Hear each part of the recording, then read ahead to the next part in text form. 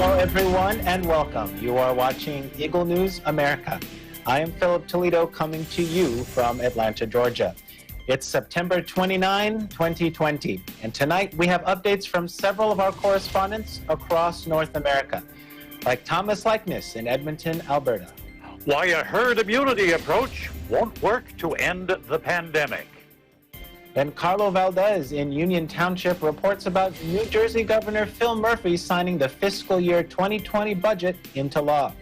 Then EJ Gonzalez in Alexandria, Virginia. Distant-friendly U.S. tour event comes to Virginia. Joanne Soriano in New York, New York. Hotspot clusters of COVID-19 cases identified in parts of New York. Then Angel Membrere in Sacramento reports about how California weather conditions have led to 19 additional wildfires across the state. Then we'll head to Las Vegas, Nevada with Anna Cui. Drones delivering self-collection test kits for COVID-19 in North Las Vegas. And Joel Garcia in North Hills, California. Los Angeles announces the Census Count Extension. Plus, our EBC friends share with us how they plan to spend National Women's Health and Fitness Day tomorrow. Our coverage begins now. First, let's have an overview of how COVID-19 looks today, according to the Coronavirus Resource Center of Johns Hopkins University in Medicine. As of 6 p.m. Eastern Time, Tuesday, September 29, 2020, the number of cases of COVID-19 reported worldwide is now more than 33,400,000. The top three on the list of countries with recorded cases is the U.S. with 7.1, India with 6.1, and Brazil with 4.7 million cases. Sadly, the virus has now already claimed more than 1 million lives worldwide. And the countries with the three most number of COVID-19 related deaths are the U.S. with 205, Brazil with 142, and India with more than 96,000. The World Health Organization announced Monday some 120 million rapid tests for COVID-19 will be made available to poorer countries at $5 each, if it can find the money. The WHO said the $600 million scheme would enable low and middle income countries to close the dramatic gap in testing for the new coronavirus, which has now killed more than 1 million people since first being recorded in China back in December. These quick tests, to be distributed across 133 countries over the next 6 months, are not as reliable as the regular PCR nasal swab, but are faster, far faster, cheaper, and easier to carry out. Let's take a look. Today, I have good news. I'm pleased to announce that thanks to an agreement between WHO and partners here today and others, a substantial proportion of these rapid tests, 120 million, will be made available to low and middle income countries. Last week, the WHO issued a first emergency use listing for a quality antigen-based rapid diagnostic test, or RDT, with others expected to follow. Let's take a look. These tests provide reliable results in approximately 15 to 30 minutes, rather than hours or days at a lower price with less sophisticated equipment. This will enable the expansion of testing, particularly in hard-to-reach areas that do not have lab facilities or enough trained health workers to carry out PCR tests. This is a vital addition to their testing capacity and especially important in areas of high transmission. Currently, they are priced at a maximum of $5 per unit. These are already substantially cheaper than PCR tests, and we expect the price to come down. Meanwhile, Republican Senator Ted Cruz says he believes the Senate will confirm Amy Coney Barrett as a Supreme Court justice by the end of the month, but warns that a failure to do so would lead to a constitutional crisis after November 3rd if the election is disputed. U.S. Supreme Court nominee Amy Coney Barrett is meeting top Republican senators on Capitol Hill to prepare for a confirmation vote. Let's take a look. I think the President's decision to nominate Judge Barrett may well have been the most important decision of his presidency. I expect that the Senate will confirm Judge Barrett and do so by the end of the month. And when the Senate does so, we will be honoring the promise we made to the American people to confirm principled constitutionalists to the Supreme Court. In other news, Democratic White House hopeful Joe Biden released his tax returns for the last 4 years Tuesday, just hours before he debates President Trump, who faces criticism for paying almost no federal income tax. According to forms filed with the Internal Revenue Service and released by Biden's campaign, the former vice president and his wife Jill Biden, who is an educator, paid $299,346 in federal income taxes for 2019. The amount stands in sharp contrast to President Trump, who boasts of his success as a billionaire businessman, but according to a bombshell report by the New York Times, paid only $750 in federal income taxes in 2016. Biden paid millions more in taxes in 2018 and 17 when he and his wife earned $4.5 and $11 million, respectively. The campaign also released the 2019 tax returns for Biden's running mate Kamala Harris and her husband Doug Emhoff, showing they paid $1.18 million on more than $3.2 million in income last year. The issue of taxation and Trump's cloudy financial past is almost certain to come up in the opening presidential debate happening now in Cleveland tonight. The Times alleged the real estate mogul turned president paid just $750 in federal income taxes in both the year he won the White House and in 2017, and no federal income taxes at all in 10 of the previous 15 years because he reported losing more money than he made. Trump immediately dismissed the accusations as, quote, totally fake news. But the issue has the potential to resonate with voters, particularly working-class Americans, millions of whom are struggling to make ends meet during the coronavirus pandemic and are yet paying more to the government in taxes than the billionaire commander-in-chief. We'll shift gears now and turn our attention to a report from Canada. It's a kind of immunity developed by a population, making them immune to a disease, making person-to-person infection unlikely. It's called herd immunity. Now, why won't this work if what we want is an end to the pandemic? Thomas Likeness in Edmonton has the answers. Thomas? Good evening, Philip. Herd immunity, like you said, is population-based. And we hear that term being bandied around by people who don't like the pandemic restrictions. They say, well, why not let enough people get infected so that the population as a whole develops immunity and we can get our freedom back? People of my generation in Canada will remember that our mothers practiced herd immunity. They didn't call it that back then. I'll give you an example. If one child in the neighborhood came down with an infectious disease such as chickenpox, other kids would be invited over to the sick child's house, and they too would become infected, but they would also gain that lifelong immunity to the disease when they recovered. This was also done with measles and mumps and other infectious diseases. One problem, though, what we didn't know back then in the case of chickenpox, the virus remains dormant in your body and sometimes flares up in middle age, and that gets painful because this time the disease is known as shingles. Anybody who's had it realizes it's a very painful and uncomfortable condition. Since then, that's been replaced with aggressive immunization programs launched to ensure that children receive vaccinations against these infections. So let's get back to COVID-19. Why don't we practice this with COVID-19? Just let the virus roam throughout the population. Dr. Dina Hinshaw, Alberta's Chief Medical Officer of Health, says she's heard that suggestion a number of times proposed by a number of armchair healers staring at Google. What I have heard sometimes suggested for COVID-19 is that because younger people are generally at low risk of experiencing severe outcomes, we should protect older Albertans, but otherwise let the virus spread as quickly and freely as possible so that we can build up a collective immunity to it. This suggestion, however, does not take into account the drawbacks of this approach.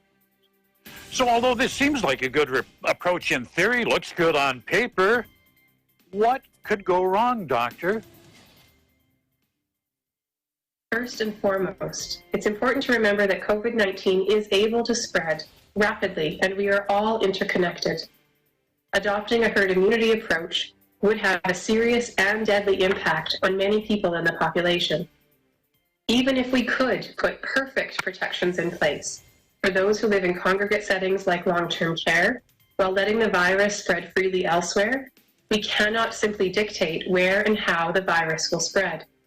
The more community transmission that we see, the greater the risk of it spreading to older and at-risk Albertans.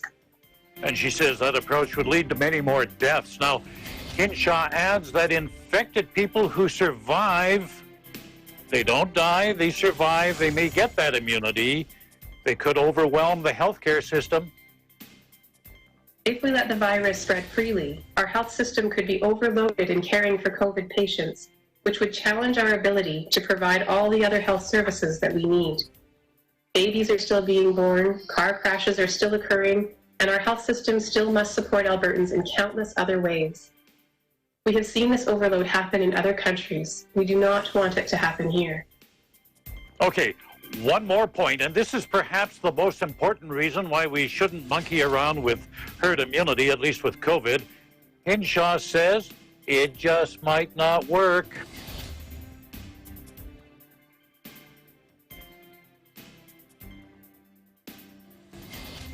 So what's our population to do?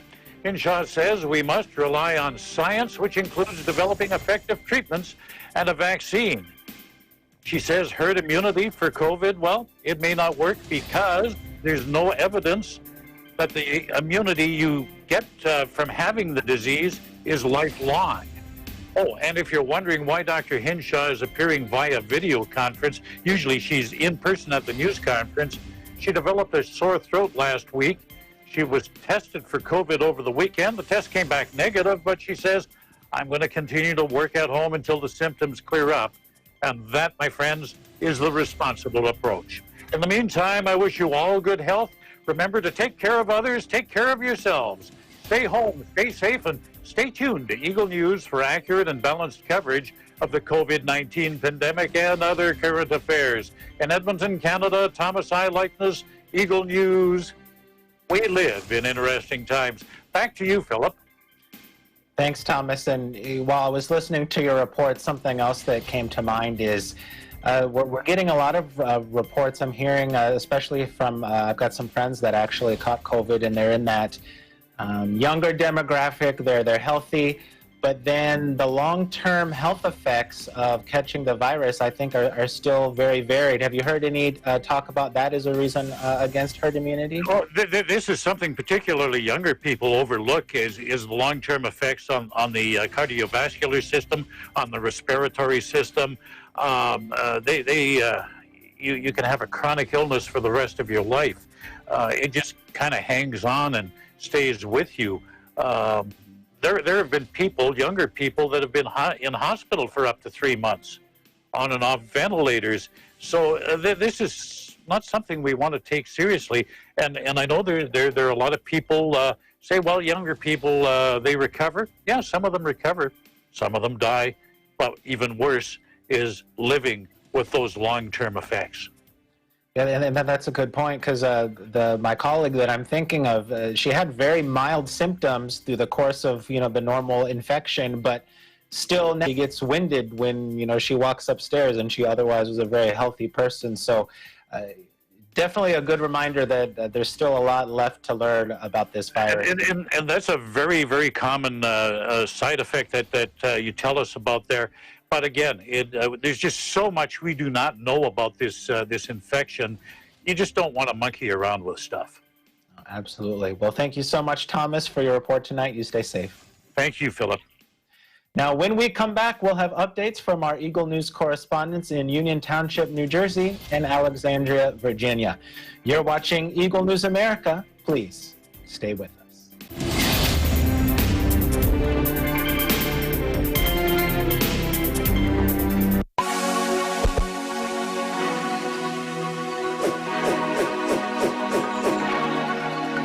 Hello there, I'm Alfred, and I'm a graduate of Bachelor of Science in Computer Science, batch of 2008 in New Era University. I'm currently working as an operations analyst in Autodesk. Hi, I'm Earl Escanio, and I graduated with Bachelor of Science major in Computer Science in 2010.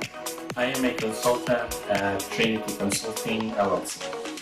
Hi, I'm Ivy Macapagal, Bachelor's of Computer Science graduate, year 2010. I'm currently working as a cybersecurity analyst in one of the largest telco here in New Zealand, Coast Park, NZ. I'm Jofran David Riega, a BS Computer Science graduate here in 2015. As a legal analyst, I am tasked with US cases, specifically civil torts cases. I am Melanie Rico Hermosity, a Bachelor of Science and Computer Science graduate, year 2006.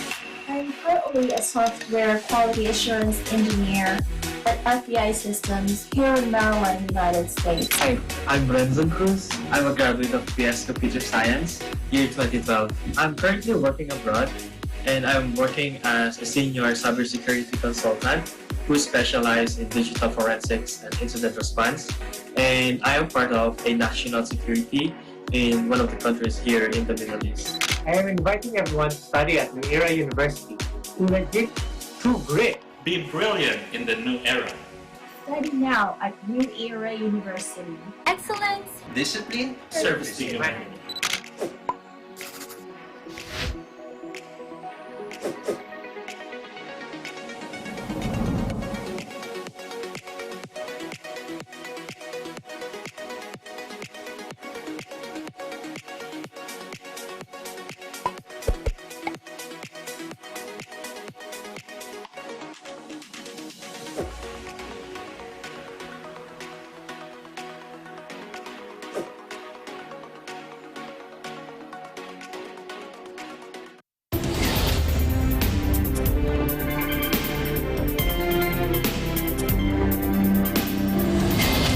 Hello, everyone, and welcome back. You're watching Eagle News America.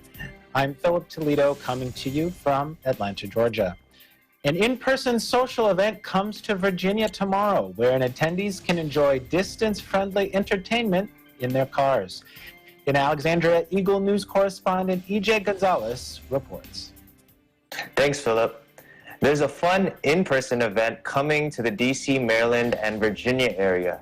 The pandemic has limited the social events we can attend in person, and most of these gatherings are held virtually through video conferencing, even birthday parties. But now, we're in for a treat in the comfort of our very own vehicle as the Parking Lot Social U.S. Tour hits Springfield Town Center in Alexandria, Virginia.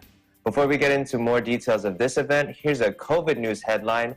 Governor Ralph Northam announced that he and his wife Pamela tested positive for the coronavirus last Wednesday. The couple were informed that a resident staff member who works closely with them had developed symptoms and later tested positive for COVID-19. Governor Northam and his wife then took a PCR nasal swab exam, which confirmed their positive test. The governor and the First Lady remain in good spirits, experiencing little to no symptoms, and will be in isolation for the foreseeable future. Now back to our main story, where families can enjoy great entertainment without leaving the safety of their vehicles.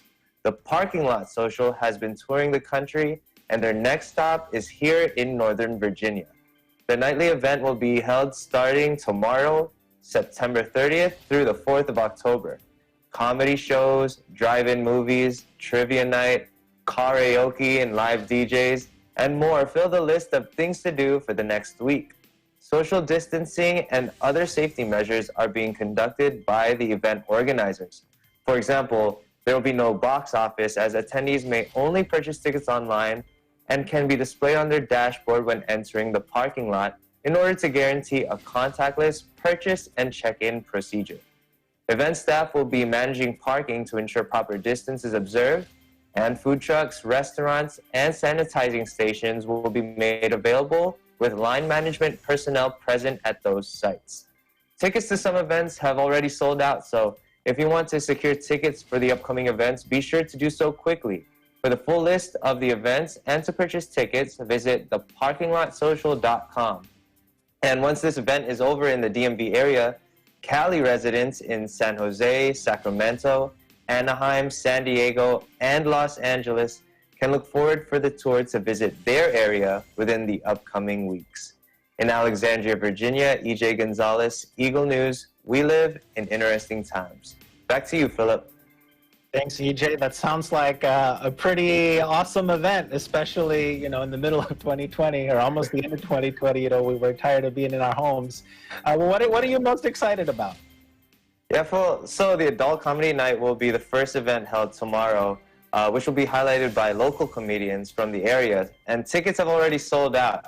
I wish I had jumped on the opportunity earlier because I like to watch comedy shows like on Netflix, but I can't remember the last time I attended an event in person. So this would have been a perfect opportunity for my wife and I, but they're sold out. But what I love is how companies are being so creative to finding ways to still have fun in the new normal.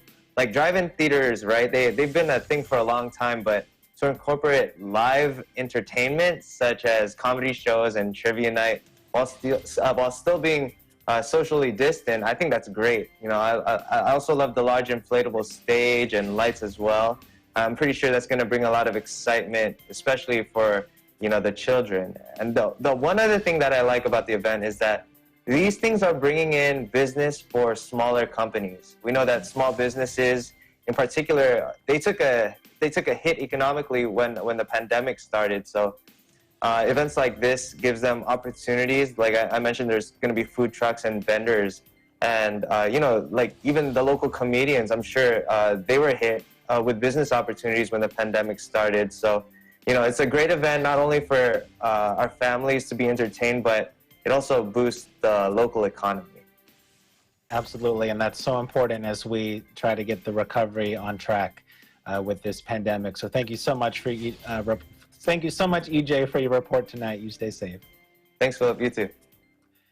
It ain't over till it's over.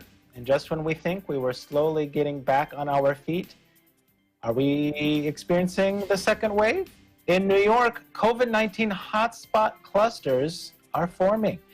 Bureau Chief Joanne Soriano has the details. Joanne? Hi, Philip. After a period of COVID infection rates hovering around 1%, spikes in certain areas of New York are threatening to pull that number higher. Statewide, the positivity rate is at 1.1%, still among the lowest in the nation. Governor Cuomo updated New Yorkers on the recent uptick in COVID-19 cases. The large amount of testing done by New York gives access to a level of data where they can identify what's going on geographically across the state. And this allows them to identify hotspots very quickly. The clusters are Brooklyn, Orange, Rockland. And that's where we're seeing clusters. The activity in the cluster is very different than what's going on in the rest of the state. So you're talking about very targeted areas. But we have zip codes where you have 18% positivity, 10% positivity, 8% positivity, 7% positivity. Orange, Rockland, Kings, couple in Queens, and then you go back to Kings, basically. Cuomo went on to say, a cluster today can be community spread tomorrow. 200 rapid testing machines have been made available to these areas, particularly local governments and schools. So, in 15 minutes, a test can determine if a teacher or student is infected and remove them from the school right away. He also said, if you look at these clusters and you look at those zip codes, you'll see there's an overlap with large Orthodox Jewish communities. Cuomo will be meeting with the Orthodox Jewish community leaders to address these clusters. This is a public health concern not only for their community, but for surrounding communities as well. To attack the clusters, Cuomo emphasized the importance of testing, compliance, and enforcement. Wearing a mask is law, it is not a suggestion. He said these public health rules apply to every religion, to atheists, and every citizen of the state of New York, period. In New York, Joanne Soriano, Eagle News. We live in interesting times. Back to you, Philip. Thanks, Joanne. And seeing this uptick of cases there in New York City, are you sensing people are becoming more anxious? I would say that hearing about the increase makes people think about a second wave coming. So that's always in the back of our minds because we're hearing about it in the news so much. But there's just, ever since the pandemic started, there's just been this high level of uncertainty. And especially now with some students going back to school live and some employees returning to work, some have extended their working from home, but others have been have had to go back to the office. So there's that economic uncertainty going on with many people still being laid off or furloughed. How can people pay their rent? Are the subways safe to ride? There's been increase in crime, food insecurity, and even garbage. So Cuomo had offered to send the National Guard to help deal with the garbage piling up in New York City. He also established the New York City Stabilization and Recovery Program to try to help deal with these various issues and concerns. Very good. Well, thank you so much for that report and follow-up, Joanne. Stay safe, and hopefully these hotspot clusters will remain just that, just clusters and not community spread. Now, when we come back, we'll have updates from our correspondents in Sacramento, California, and Union Township, New Jersey. You're watching Eagle News America. Please stay with us.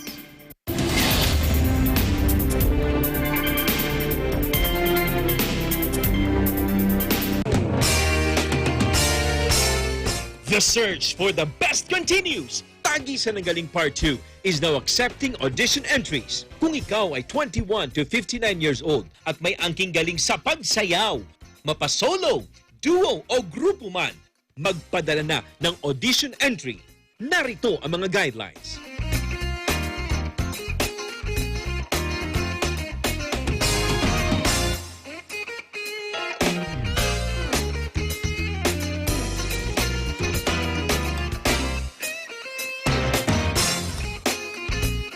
Para makapagpasa ng entry sa dancing category, contact Shing at 0995-880-8004. Ito na ang pagkakataon mo para maging tagisan ng galing grand winner at manalo ng 2 million pesos.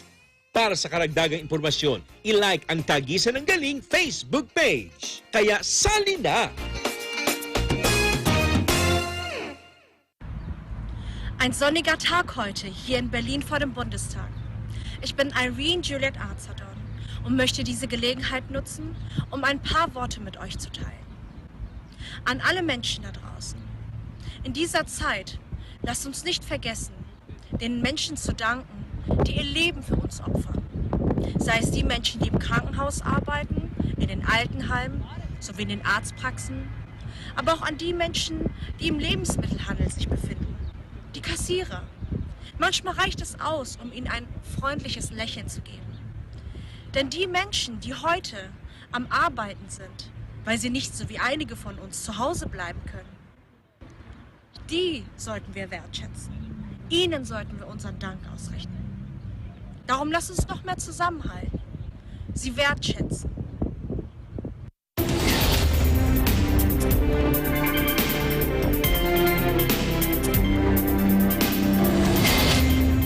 Welcome back.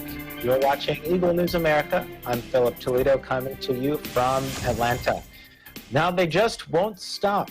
An additional 19 wildfires burn across California due to the not-so-cooperative weather conditions there now. In Sacramento, Bureau Chief Angel Membrere reports. Thank you. Due to an increase in temperature and winds, wildfires across California continue to grow. There are currently 18,700 firefighters battling these fires, and in the past 24 hours, there have been 19 additional new wildfires. Let's hear an update on the August Complex, the largest fire in California's history, and the North Complex fire. Here is Daniel Berlant from the Cal Fire Information Center.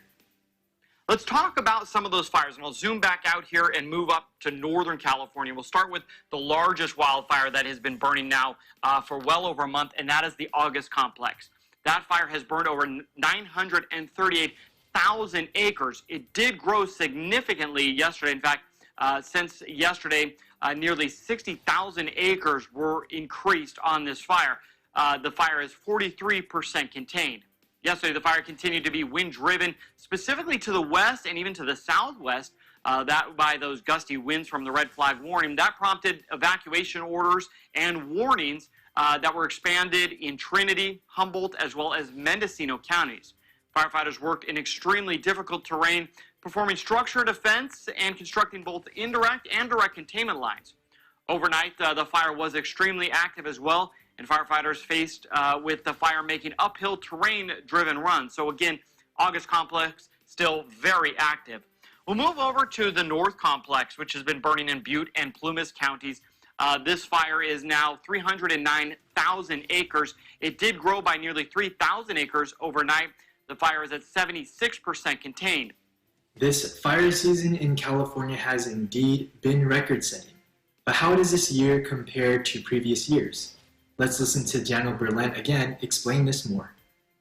Now let's talk a little bit about this year's fire season. A significant amount of acres have been burned this year. In fact, in 2020, look at this, over 3.8 million acres have burned. That compared to even our 5-year average is significantly surpassed the 5-year average and last year, which was more of a moderate year, but you can just see how significant this year's fire season has been to date. Now, it's really important that if you're evacuating from a wildfire, that you take steps to ensure that you know what to do if you're immediately asked to evacuate. So have you signed up for emergency alerts for your area? Make sure to do that in your county or your city. You can also sign up for fire alerts on our website, readyforwildfire.org. Governor Newsom calls a state of emergency for Napa, Shasta, and Sonoma counties because of the active wildfires in Northern California, the Glass and Zog fires that have caused destruction to many homes, infrastructures, and burned thousands of acres. He explains more. A busy update here today. Nothing more pressing than the activity in Northern California over the course of the last 24 to 36 hours, particularly 2 new active wildfires that we're monitoring and putting a tremendous amount of resource and investment in. And that's the Glass Fire in Napa County and the Zog Fire in Shasta County. The Glass Fire grew substantially overnight, roughly 800 acres to 11,000 acres. A substantial number of structures have been damaged, wineries and other structures in and around the area. Familiar evacuation orders and challenge right now that's been made more acute because of overnight winds. Those winds will maintain themselves. They'll begin to dissipate later in the afternoon, stabilize overnight, which should help with our efforts to take advantage of those conditions and move to advance our containment efforts. But nonetheless, an active wildfire generating a lot of attention, appropriately so, a lot of consternation in and around that region that has been hit over and over and over again over the course of the last number of years. The Zog Fire up in Shasta County, also familiar territory, literally, not just figuratively. 7,000 acres so far have burned.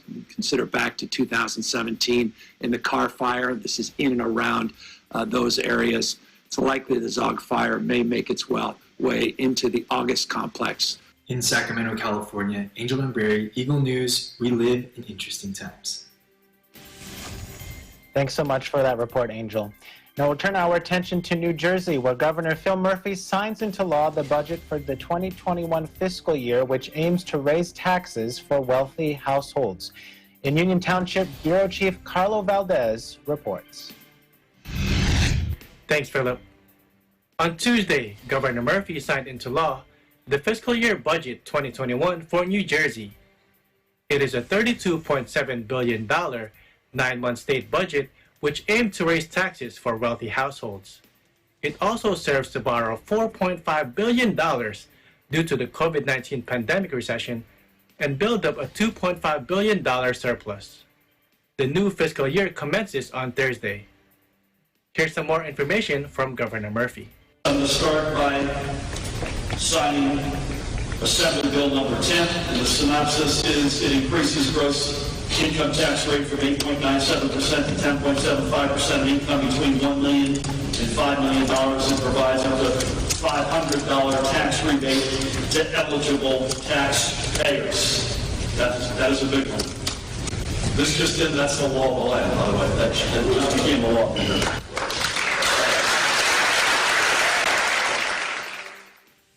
Governor Murphy also said As we continue to grapple with the effects of the pandemic, building a stronger New Jersey requires us to continue to bolster the middle-class families, who are the backbone of our state. This revised budget not only recognizes the realities of the pandemic, offering much-needed tax fairness, including tax relief to the middle class, but also maintains our core principles so that we can emerge from this crisis stronger, fairer, and more resilient. And as for coronavirus stats and numbers, New Jersey reports of 505 new positive COVID-19 cases, pushing the total to 204,563. Sadly, New Jersey is reporting 10 new COVID-19 deaths, pushing the total to 14,326 lives lost. In Union Township, New Jersey, Carlo Valdez, Eagle News. We live in interesting times. Back to you, Philip. Thank you. Thank you so much, Carlo. Now, when we come back, we'll have reports from Las Vegas, Nevada, and North Hills, California. Eagle News will return shortly.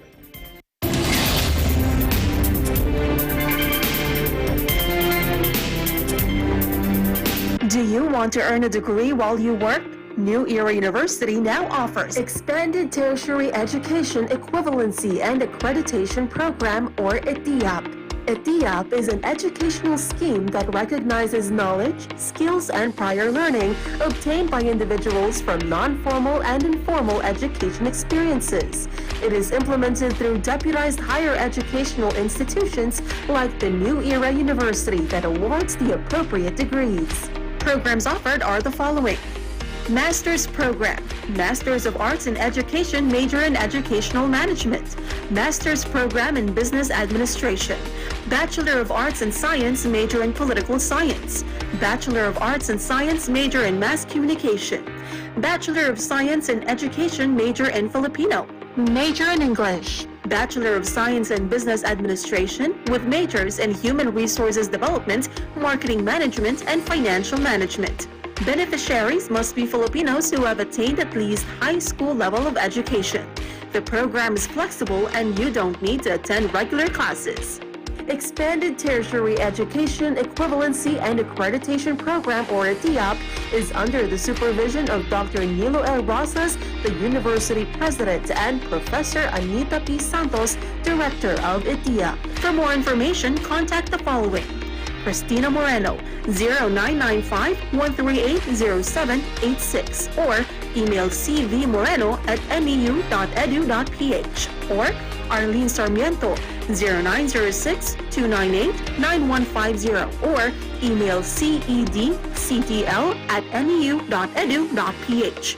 What are you waiting for? Let New Era University be your partner in achieving your dreams.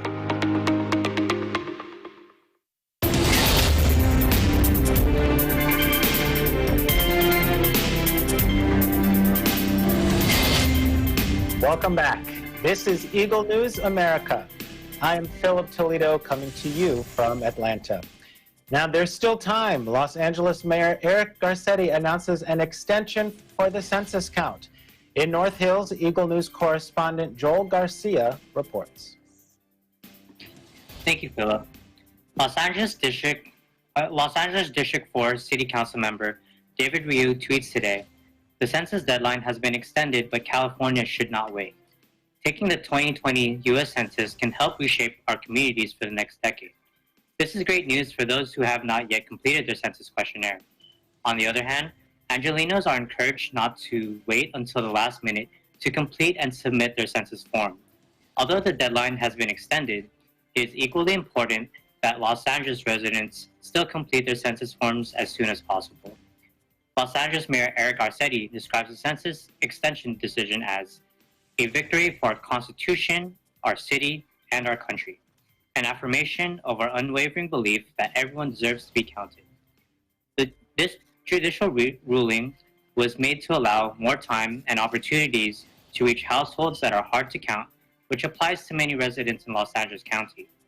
This extension further allows an accurate and full tally of the population, locks in the representation in Congress, and the resources needed for schools, healthcare, transportation, and housing. Mayor Garcetti further states that our fight for fairness is not over. We reached this point thanks to City Attorney Mike Feuer's leadership, but we now need Congress to act swiftly on the recently introduced bipartisan legislation to remove any further confusion about remaining census operations. No matter what happens in Washington, the people of LA will never back down to fear tactics or threats of intimidation. We'll keep making calls, knocking on doors, and conducting critical outreach and make sure everyone's voices are heard. Records show that the city has a current self-response rate of 57.5%, which is lower than their 2010 total self-response rate of 68% when the last census was taken. This means that there are still approximately 40% of the population in need of assistance to complete their census forms. The Los Angeles Census team has already successfully conducted over 144,000 telephone calls to Angelino households that are hard to count and organized events to encourage and reach out to residents who are considered hardest to count. Everyone is encouraged to respond to the 2020 Census online at my2020census.gov via phone by calling 844-330-2020, by mail, or by directly speaking to the census taker who knocks at your door. In North Hills, California, I'm Joel Garcia, for Eagle News. We live in interesting times. Back to you, Philip. Thanks, Joel. Now, I know I've had my own experience, but how long does it take to complete the 2020 census? Philip, actually, it's very simple and easy to complete. It's a quick questionnaire that is safe, confidential, and should only take about 10 minutes. So Angelinos everywhere should heed the advice of our city officials and complete their 2020 census form as soon as possible. Philip? Now, that's good to know, Joel. Did they actually set a concrete date or a concrete deadline for the census? Philip, trying to get parties to agree on the census deadline date is like watching a game of tennis. The debate just keeps going back and forth. The Census Bureau originally set October 31st as the deadline. Then the U.S. Department of Commerce shortened it to September 30. And after that, a California federal judge issued an injunction returning the date to the original October 31st deadline. And in a recent tweet, the Secretary of Commerce recommended October 5th as a better deadline. So will the October 31st deadline stick, or will it change again? Nobody knows. But the prevailing suggestion from the Los Angeles City and county officials is don't wait, fill out this census as soon as possible and as quickly as you can. Philip? Thanks so much, Joel, and I hope that everyone takes that advice. Don't wait. Just go ahead and fill it out so you don't have to worry about it. Thanks so much for your report. Now let's talk about contact-free testing. In Las Vegas, Bureau Chief Anna Cui shares with us how one company partnered up with laboratories to deliver COVID-19 test kits via drones. Pretty cool, huh? Let's check it out. Anna? That's right, Philip. It is pretty cool. I mean, we've heard of drones being used to deliver small packages to a lot of people, even during a disaster, you know, delivering medicine or medical supplies to remote or unreachable areas, right? So why not testing kits for COVID-19? It's 2020, Philip. I feel like anything is possible these days. So last week, according to official statements released by Walmart, they partnered with a company called Drone Up and Quest Laboratories to launch a pilot program to deliver at-home self-collection kits for COVID-19 testing. Now, patients, of course, have to qualify. They have to live in a single-family residence within a 1-mile radius of the designated Walmart location in the North Las Vegas area. And the drone will be controlled to drop the kits either on the driveway, front sidewalk, or the customer's backyard, whatever they prefer. So this is free for those who do qualify and who register for it. And then once it's delivered, the customer performs the self-administered nasal swab and send the sample back to Quest Diagnostics for processing in the prepaid shipping envelope included in the kit. So I did reach out to Walmart because I was curious. This started last week. I wanted to get some updates. There were so many questions I had, you know, how many people they plan to serve, how long is the pilot program. I did not hear back from Walmart as of, you know, today finishing up this report. But I was able to speak with Amy Weigand, She's the media contact for Drone Up. Unfortunately, she was not able to provide much details due to privacy laws, she said. But she said so far it's going successful, and they will actually start another pilot program in Cheektowaga, New York. So I will give you more updates as I continue to follow this story. But speaking of testing, Philip, the state of Nevada has surpassed 1 million tests for COVID-19. As of today, that number is over 1,045,000. Our positivity rate continues to decline, and today it's at 7.5%. Health officials continue to encourage the residents of Nevada to be tested for COVID-19, whether or not they are symptomatic. Free testing continues to be available, and for exact locations, as I've mentioned before, visit nevadahealthresponse.gov, or they can even just dial 211 for those who don't mind, being on the phone for a little bit. In Las Vegas, Anna Cui, Eagle News. We live in interesting times. Back to you, Philip. Thanks, Anna. And, as we've heard from many of our correspondents over time, the testing component is a big key to mitigating, the impact of this pandemic.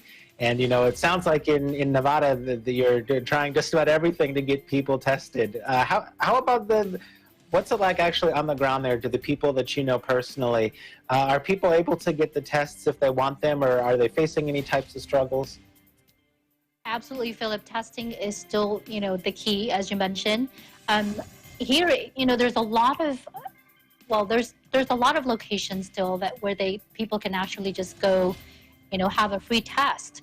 And with this drone delivery program that Walmart started, it's great, especially for the vulnerable, high-risk population. So there's almost no excuse, to be tested, because there is something, for everyone. There's the free testing locations. They're done at schools, church sites, some convention centers, government centers, and they're free, drive-through. So just about every option that there is, Philip, it's available here. Absolutely. Now, have you heard? I know you mentioned that the drone delivery radius was only about a mile from the Walmart location, so that's not too far. Have you heard of any plans to expand that, or maybe take a drone in a van and drive out further to expand that? Have you heard anything like that? Yes, there is. According to the statement released by Walmart, they are hoping, depending on the success of this pilot program, to expand this program on a larger scale. Here in Nevada, and I'm sure as anywhere else, there are FAA guidelines that they have to follow. They can only fly a certain amount of height. I believe I looked it up, and it's like 400, no more than 400 feet. There's restrictions. They can't be within a 5-mile radius of an airport. They have to be careful flying over, really populated areas.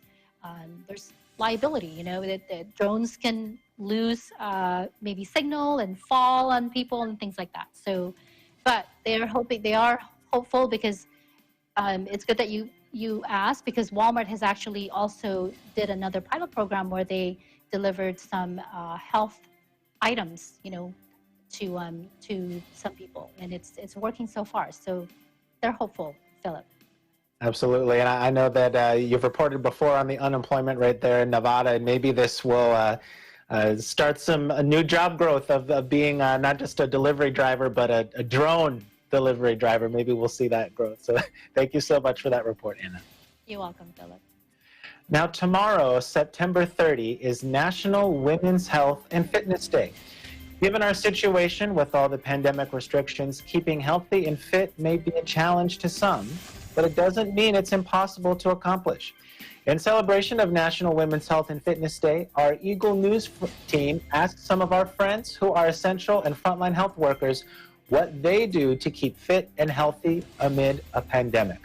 So let's take a look.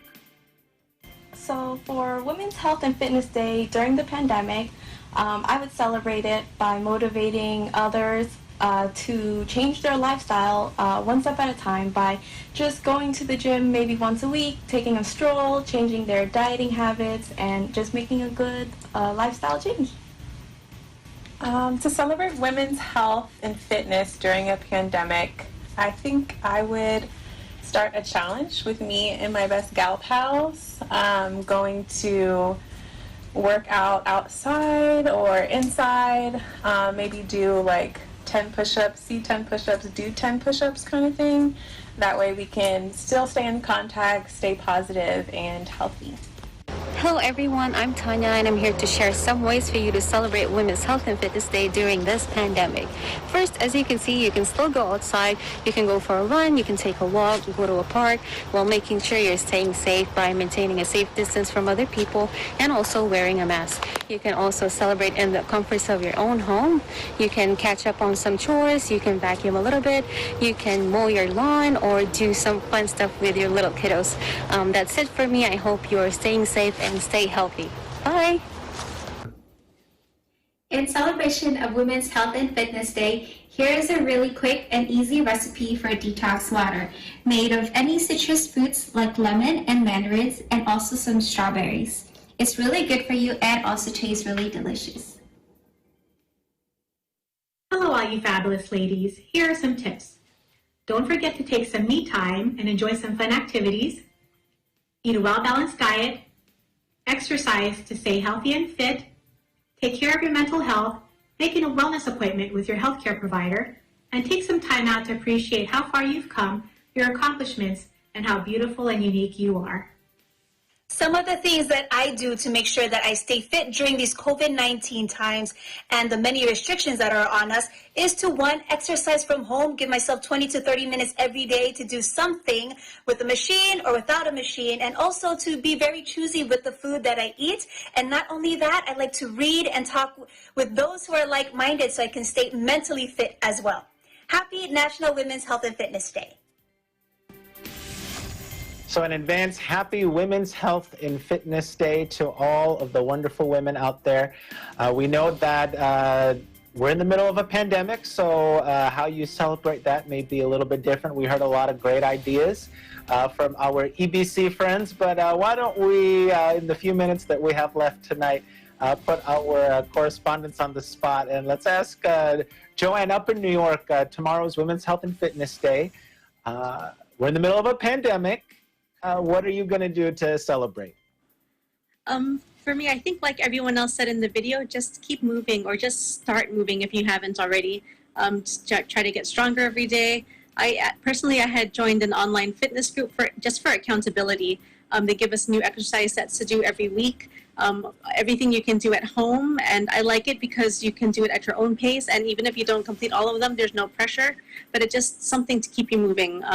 And my husband and I also started walking every day, so before, just to have some quality time before the day starts. Absolutely, and especially I think in New York, you can do a lot of walking there. Yes, we started doing Central Park walks. Excellent, excellent. How about there in Las Vegas, Anna? What are you planning to do tomorrow?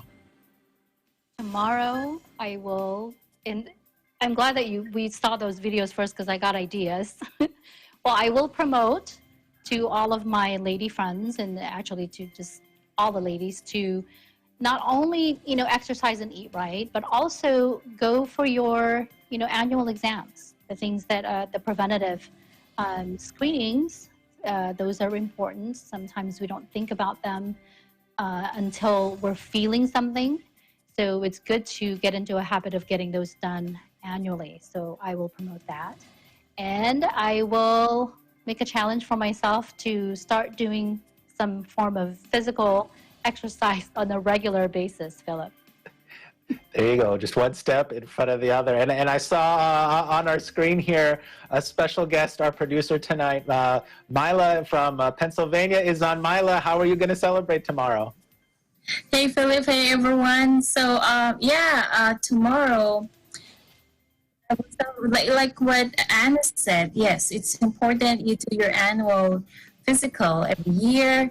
For every for every age, there are different because I work for healthcare, so different types of test. So just ask your primary care physician what needs to be done at some age. And also, I have bad genes, so I need to work out. So what I do with this pandemic is if I can go outside, since I've been home the whole day, there are some videos out there. You can use those videos. I do HIIT and combination of HIIT and strength training. And even though I'm home, I don't need to go to the gym because I'm afraid to go to the gym now. So I use that opportunity. I look for videos out there that can help me, that has a combination of warm-ups and cool-downs. And, you know, in the middle is the strength training or the HIIT. So, yes, there's a lot of options out there you can find online. Philip? Absolutely. Thank you so much, Mila. And while we're saying thank you, we can't forget to say thank you to all the healthcare workers, first responders, essential workers, all those helping us stay healthy and safe and all the things that we need in the middle of this pandemic. So before we go, everyone, please join me. Let's give you a round of applause. We truly appreciate you and all that you do. So again, we thank you everyone for joining us tonight. That is today's edition of Eagle News America. Wherever you are, we hope that you stay safe and you stay well. Coming to you from Atlanta, I'm Philip Toledo. We live in interesting times.